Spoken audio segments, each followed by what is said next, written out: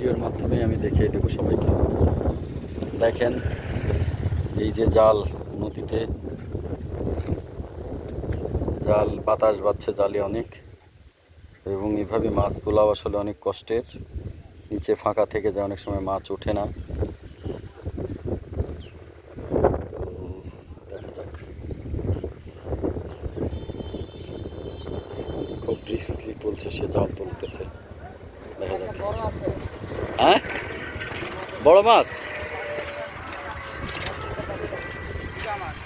হ্যাঁ, আরে এই মাছ, না না না, এই মাছ আমি জানি, অনেক বহু পুরানো মাছ।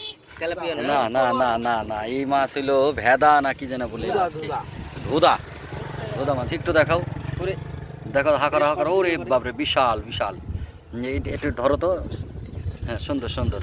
এই যে এই ভোদা মাছ অনেক সুন্দর। এর মুখটা এই একটু খাড়া করে এরকম করে ধরো, ধরি না, এরকম গোটা বডি না, গোটা বডিটা দেখাও, নিচে ধরো, নিচে ধরো। হ্যাঁ, সুন্দর সুন্দর সুন্দর, বিশাল বিশাল। ওয়ালাইকুম সালাম। ভোদা মাছ, ভোদা না? আর আমাদের ধুদা, ধুদা, আর আমাদের ওখানে বলে কি ভেদা। বাহ বাহ, দারুণ দারুণ। দেখলা পটাং করে মাছ। তোমাকে তো বসে থাকা লাগবে না বেশিক্ষণ, একটু পর পরে মারলেই উঠবে। বাহ, কি সুন্দর মাছ উঠেছে। এক জায়গা থেকে ভাই, এদিকে মারলে উঠে না, মানে এক জায়গাতে উঠে। খুব সুন্দর, খুব খুব সুন্দর।